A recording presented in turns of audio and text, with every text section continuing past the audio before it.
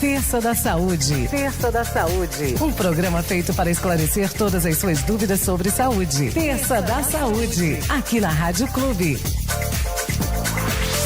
Terça da Saúde no ar, mais uma semana aqui pela Clube FM, uma parceria sempre da Clube com a farmácia de manipulação Fórmula Certa. E estamos em outubro, claro que vamos falar aí sobre o mês de prevenção ao câncer de mama, o Outubro Rosa, recebendo aqui nos estúdios da Clube mais uma vez a doutora Meire Faria Marques Zayati. Primeiramente, um bom dia especial aí pra galera da Fórmula Certa, meus amigos, a Natália e o Júnior. Bom dia, galera, tudo bem? Bom dia, meu amigo Henrique, bom dia ouvintes da Clube. Mais uma terça super importante. Sim. Com a nossa querida doutora Meire.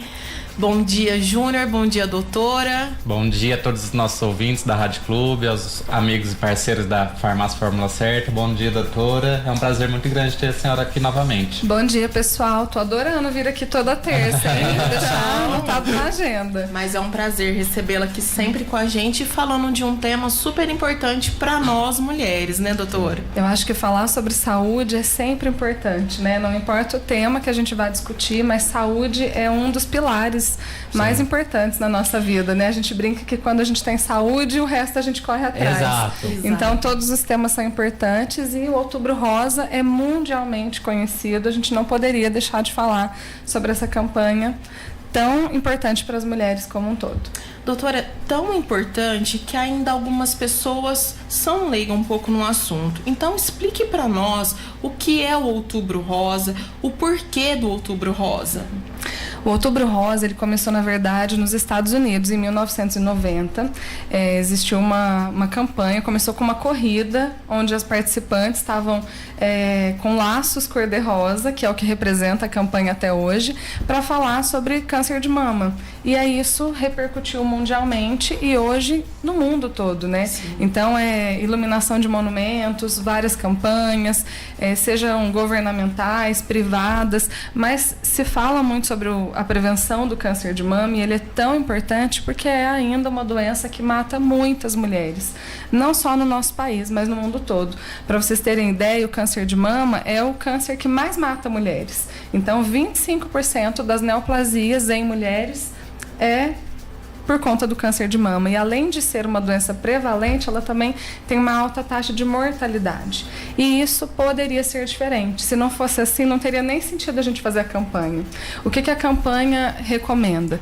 Prevenção. Diagnóstico precoce. Quando a gente faz o diagnóstico precoce, é uma doença que tem um tratamento muito mais simples e altas chances de cura, né? Porque quando se fala em câncer, muita gente imagina já um prognóstico fadado ao fracasso, né? Que câncer é igual à morte, que é igual a um tratamento muito intenso.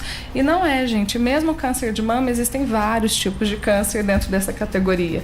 Mas quando diagnosticado precocemente, o tratamento é mais simples e a cura é muito mais alta. E é por isso que a gente tem que falar em prevenção. Esse é o objetivo da campanha, alertar as mulheres a procurarem seus médicos, a fazerem uma rotina, pelo menos anualmente, e a partir dos 40 anos, que é a idade mais importante, a gente vai falar um pouco mais sobre os detalhes específicos, mas não tem que esperar sentir alguma coisa. É o que todo mundo imagina, né? Vou no médico quando eu perceber um caroço na minha mama, quando eu sentir um sintoma.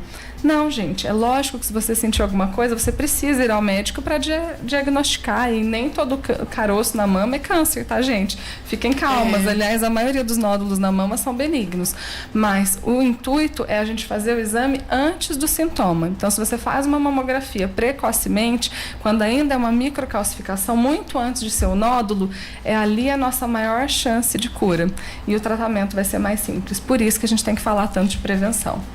Tem algumas mulheres ainda que têm receio de se tocar, né, doutora? Tem algumas ali na hora do banho, que é o que vocês sempre falam, levanta o braço, apalpe, sem medo, né? Faz parte do nosso corpo, do nosso ser, gente. É importante. Doutora, e que fatores podem causar o câncer de mama? Na verdade, a maioria das pessoas imagina que os fatores genéticos são os principais. Isso. Então, quem tem mãe ou irmã que são parentes de primeiro grau com câncer de mama, de fato tem uma chance um pouco maior de ter do que uma população geral que não tem parentes de primeiro grau.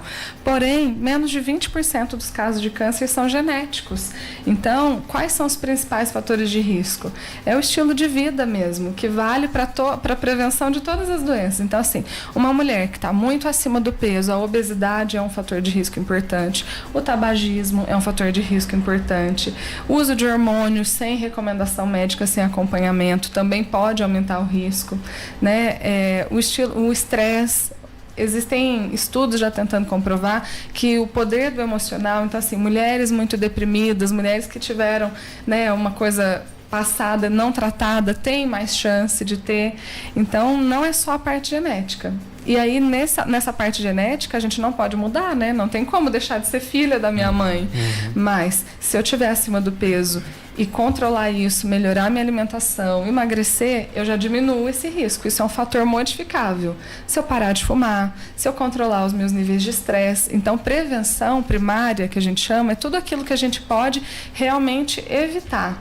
Prevenção secundária é quando a gente diagnostica precocemente. Então, existem fatores que a gente pode melhorar, como esses, e fatores que a gente não pode mudar, como os genéticos. E aí vem a prevenção secundária, que é o diagnóstico precoce.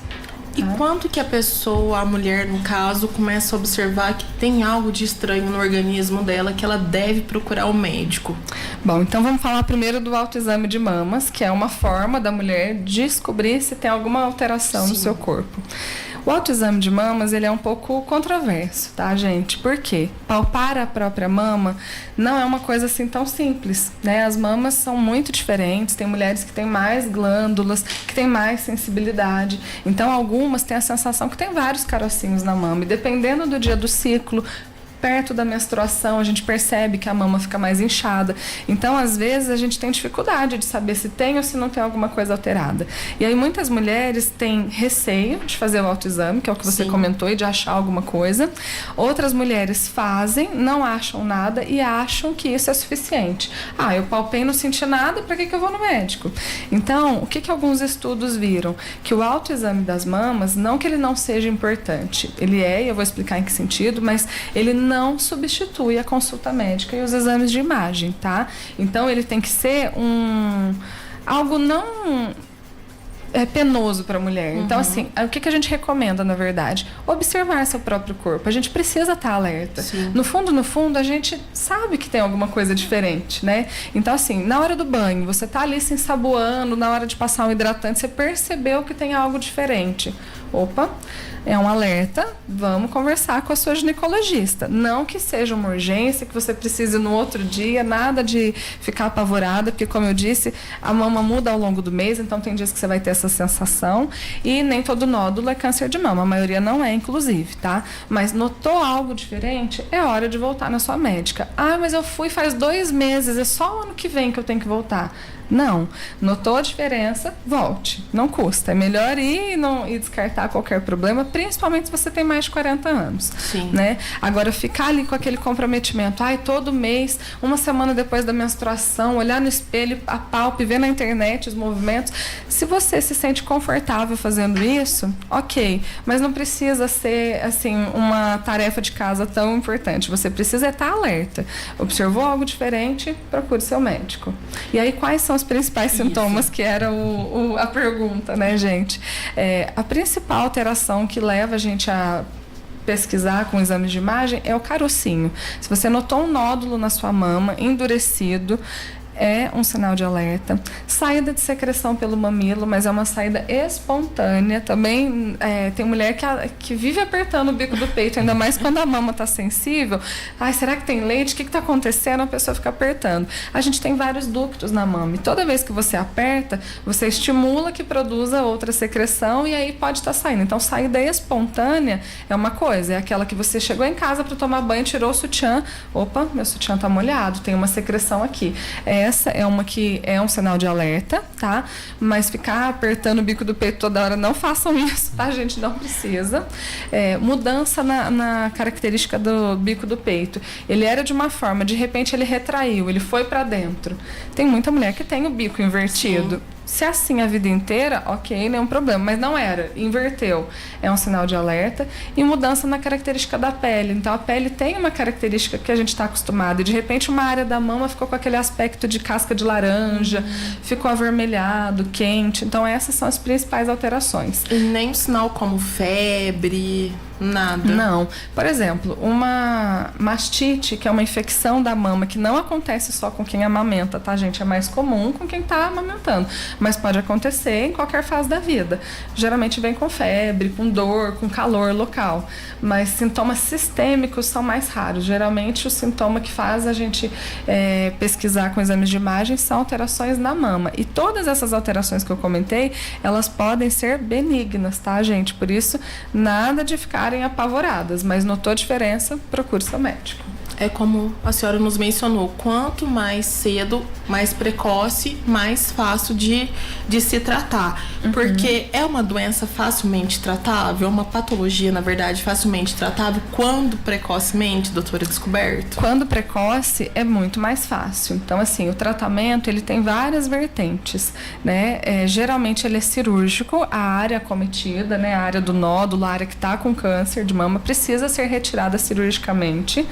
E aí vai depender. Em alguns casos, se essa área está muito grande, tem mulheres que têm a mama muito pequena. Então, proporcionalmente ao tamanho da mama, se a área é grande, às vezes precisa primeiro fazer radioterapia, quimioterapia, mas a cirurgia ela sempre vai ser necessária.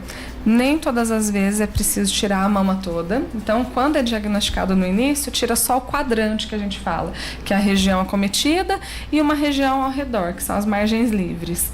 E a quimioterapia, ela não é obrigatória todas as vezes. Então, assim, o câncer de mama muito precoce é cirúrgico. Você vai lá, retira aquela pequena área e faz radioterapia no restante da mama para que diminua a chance de voltar. Mas a quimioterapia nem sempre é necessária. E ainda tem mulheres que têm dificuldade em saber como é feito o exame da mama, que é a mamografia. Tem o autoexame e tem a mamografia. Explica um pouquinho para nós, doutora. O mamógrafo é um aparelho específico de raio-x que faz o diagnóstico das alterações neoplásicas da mama. Então, é como se fosse um aparelho de raio-x convencional que a gente faz do pulmão, dos ossos, porém, ele é específico para a mama, então ele tem uma radiação diferente e ele tem umas pás que achatam a mama. Esse é o grande medo das mulheres, de causar dor, porque precisa comprimir a mama para espalhar a glândula e ele poder enxergar. Então, não adianta só tirar a foto da mama, precisa achatar para poder espalhar os tecidos e ter mais detalhes. Dói. Dor, eu falo sempre para as minhas pacientes, é algo tão pessoal. Tem gente que é super resistente à dor e tem gente que nem tanto. Tem mulheres que têm a mama muito sensível, a maioria das mulheres não tem. Então, assim, o desconforto que o exame causa é pessoal. Mas mesmo que ele cause um pouco de desconforto, gente, eu acredito que é um desconforto muito menor do que um tratamento mais agressivo futuro, né? E é uma vez por ano. Certeza. Então, a gente tem que focar nisso, né? A gente já faz tantas coisas que não são assim tão confortáveis, é um exame de 10 minutos às vezes.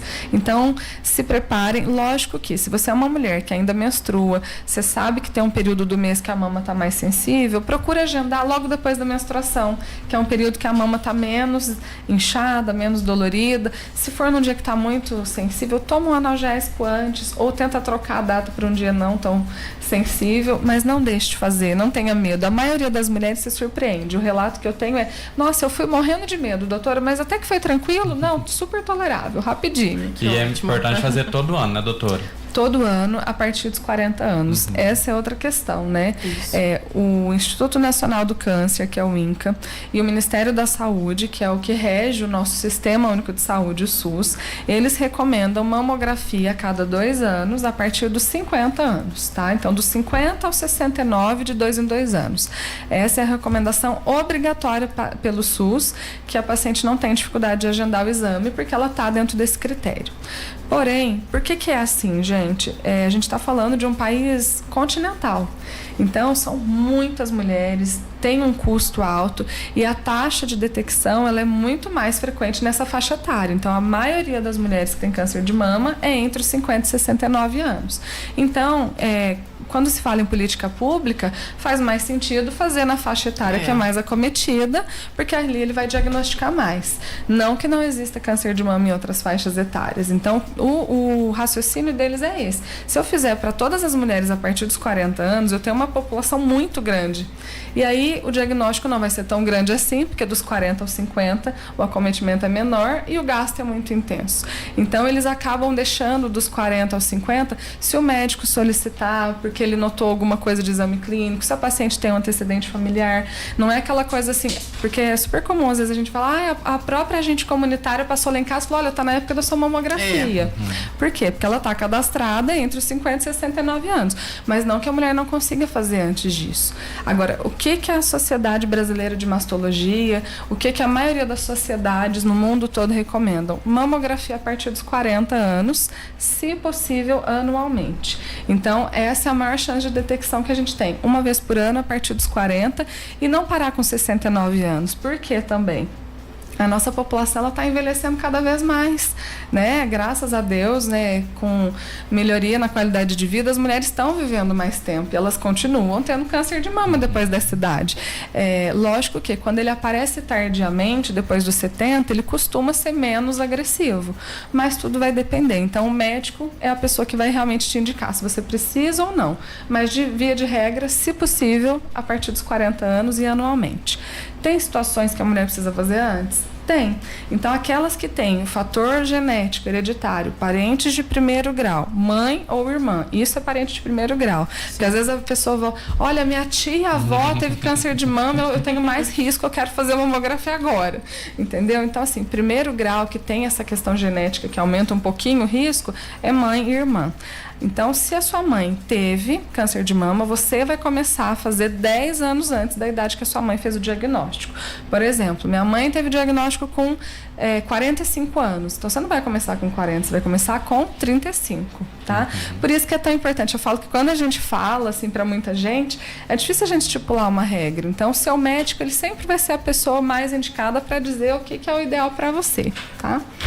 Doutora, hoje está na moda, vamos dizer assim, a prótese de silicone. E tem muitas mulheres que têm um certo receio. A prótese pode ser algo de risco? Olha, nenhum estudo robusto o suficiente comprovou o aumento da incidência de câncer de mama em usuários de prótese de mama, tá? Então, não, ele não é considerado um fator de risco. E mulheres que têm prótese também fazem mamografia normalmente, tá? Não tem perigo, não vai estourar a prótese, fiquem tranquilos, tá? Doutora, hoje, né, é muito comum as pessoas procurarem ajuda, as informações na internet. A gente sabe que nem sempre as informações são positivas. E o que você aconselha para essas pessoas? É o profissional mesmo da saúde que tem que estar lá, prescrever os exames, os autoexames, diagnosticar, porque a pessoa ela é muito assim, visual. Eu vi na internet, eu já tô com isso, já põe aquele mundaréu de coisa na cabeça, e não é assim, né, doutora? O profissional mais confiável é vocês, os médicos. Eu acho que o bom senso, ele tem que ser predominante em todas as situações. Então, assim, eu vejo hoje a oportunidade das pessoas terem informação na internet, em qualquer meio de comunicação. Estamos aqui no rádio, imagina quantas pessoas estão ouvindo o que a gente está falando e aprendendo alguma coisa disso daqui, né? Então, é o que eu disse, informação, quando ela é feita de forma geral, algumas coisas vão servir para você, mas você tem particularidades, individualidades que sempre vai ser associado a um exame clínico, aos seus fatores de risco, ao seu histórico, que o seu médico vai acabar avaliando. Então, use sim da internet para se informar o quanto mais, porque eu acho que a informação realmente muda a vida das pessoas, ela é super importante e bem-vinda, mas tenha bom senso. Nem tudo que está escrito ali serve para você, nem tudo que está ali é verdade, porque hoje a internet é terra de ninguém, né, gente? Qualquer pessoa pode ali gravar um vídeo, escrever um texto e postar, e se aquilo for replicado, vira uma verdade absoluta, que nem sempre é. Então, cuidado com isso. Ontem eu estava conversando com meu marido, né, sobre a importância do rádio. Sim. E gente, é o que eu estava dizendo, eu também trabalho na internet hoje em dia, eu também divulgo informações, mas quando a pessoa vem no rádio, quando ela vai na TV, quando ela está num meio de comunicação que tem mais credibilidade,